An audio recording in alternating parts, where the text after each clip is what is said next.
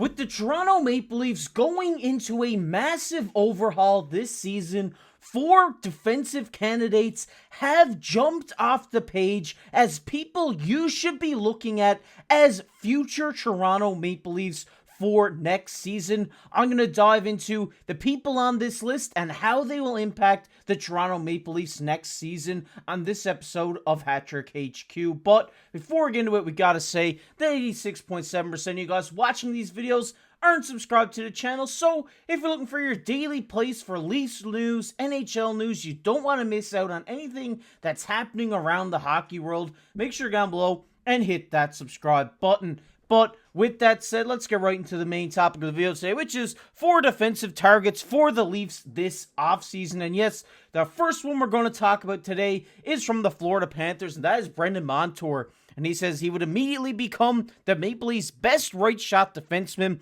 if signed. The 30-year-old offers the complete package. He produces offensively, is dependable defensively, and isn't afraid to play a chippy game. As a result, he's somebody that the Maple Leafs must consider targeting this summer. And yes, I know a lot of you Leafs fans are already familiar with Brandon Montour, and you know, in that playoff series, I believe it was last postseason, he was a really big part of that Florida Panthers team, and he's still been a big part of this Florida Panthers team. Like they say here in this article, he plays a very chippy game. He's going to get under opponents' skins, and he's going to be solid on the defensive end. But the big upside for a guy like Brandon Montour is his offensive game.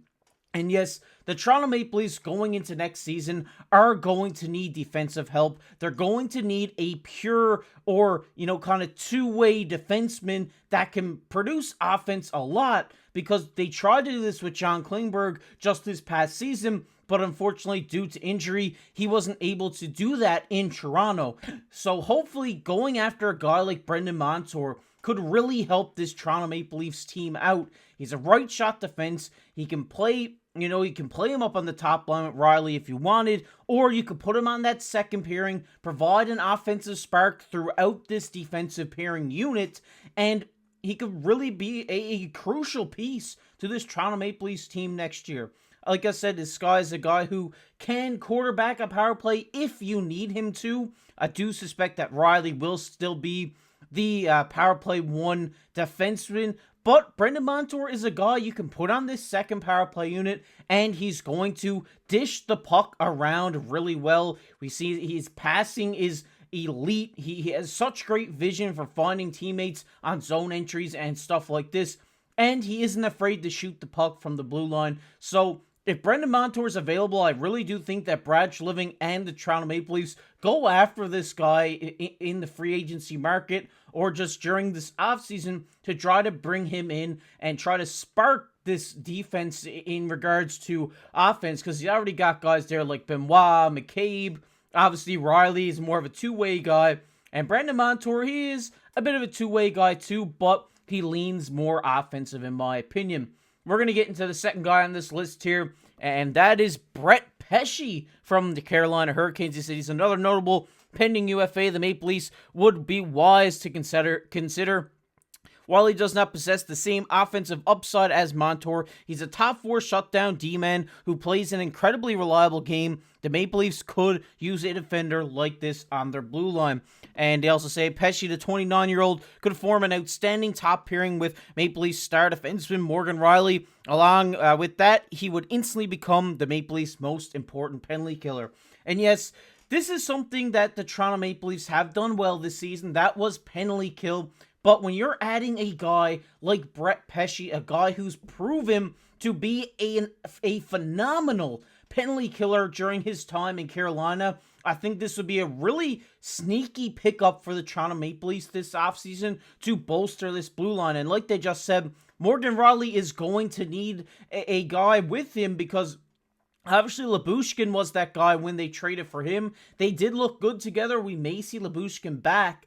But I think if you can go after a bit of a bigger fish here in Brad Pesce to get him to pair with Morgan Riley up on that top pairing, it's what Brad Treliving and the Toronto Maple Leafs are going to go after, because Brad Pesce at 29 years of age, still has a lot of good years left in him as a defensive defenseman in the NHL. He's a great defender. He's great at blocking the shots. He's great at doing all these things that defensive defensemen do. And I think that pairing him with a guy like Morgan Rielly that allows Morgan Rielly to kind of lean more offensive than having to play a two-way game could really benefit the Toronto Maple Leafs this next season. I think Brad Pesce would be one of these sneaky pickups that the Toronto Maple Leafs would make. But we're going to get into some familiar names here, and one of those guys is Nikita Zadorov. And obviously they say here before Zadorov was traded to Vancouver, the 6'6" defenseman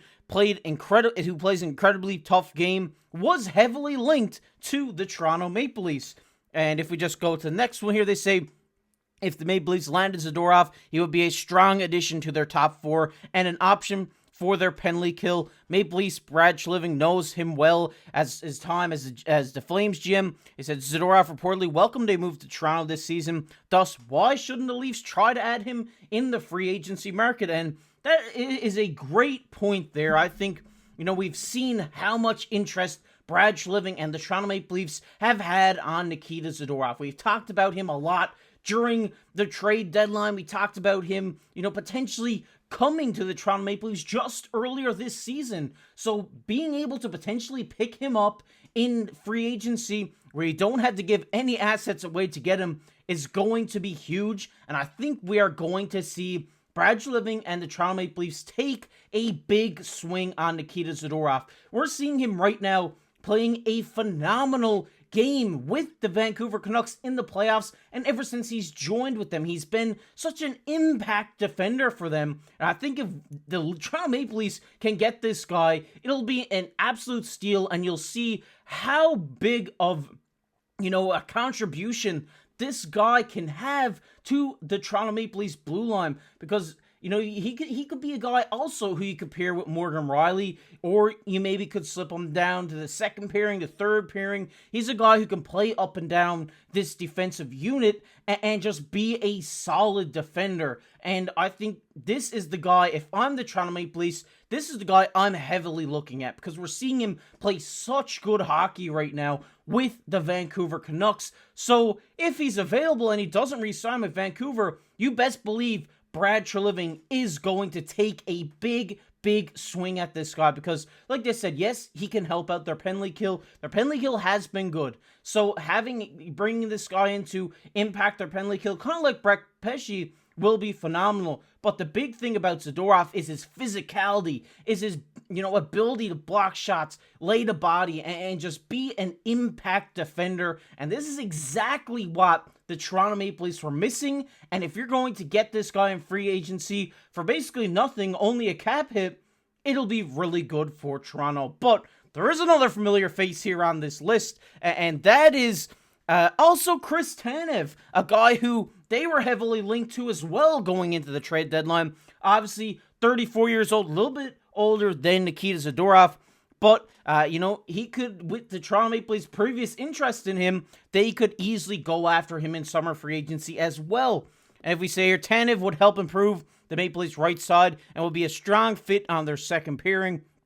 Furthermore, his dependable defensive play would make him an obvious choice for their penalty kill. He also is known for marvelous leadership, which adds to his high appeal. And yes, obviously, Chris Tanev, a little bit older, but is the same style of player as Zadorov. I think Zadorov's more of an impact defender. Like, he has such a big impact on any decor he's a part of. But Chris Tanev is that guy who's going to go to battle for you every night. He's going to go out on his shield. He's going to lay down, block the shots, lay the body, and just be that pure defensive defenseman that we all know and love from Chris Tanev. So we obviously talked about him a lot earlier this year as well, was blocking a lot of shots, was playing very well, and now when he's playing with Dallas, he is still playing a really solid game for them defensively.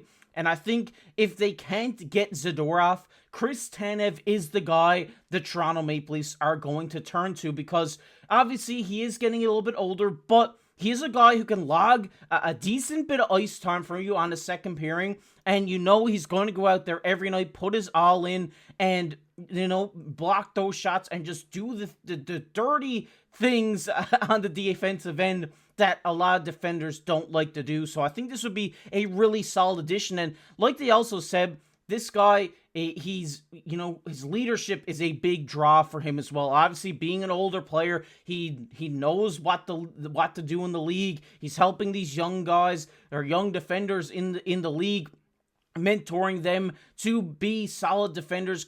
From his experience of how many seasons he's been playing, it's been quite a bit. So I think this is a big draw for him as well. And I think this is the perfect fall guy for a guy like Zadorov if you can't get him. I think Chris Tanev would work wonders in Toronto, and I would love to see it. But I want to hear your guys' thoughts on it. Would you rather get an offensive guy like Brendan Montour, or would you rather one of these more defensive options like Pesce, Zadorov, and Chris Tanev? Let me know down below. I'd love to hear from you guys, but we're going to get into everybody's favorite topic here, which is comment of the day. And the comment of the day today goes to Pat G Mafia, day one supporter here on the channel. Shout out to you, Pat G. We love seeing your continued support here on the channel for almost a year. Can you imagine that, Pat G? He says, good show, KC. Solid pick from the Leafs. Cowan will be a great Leaf.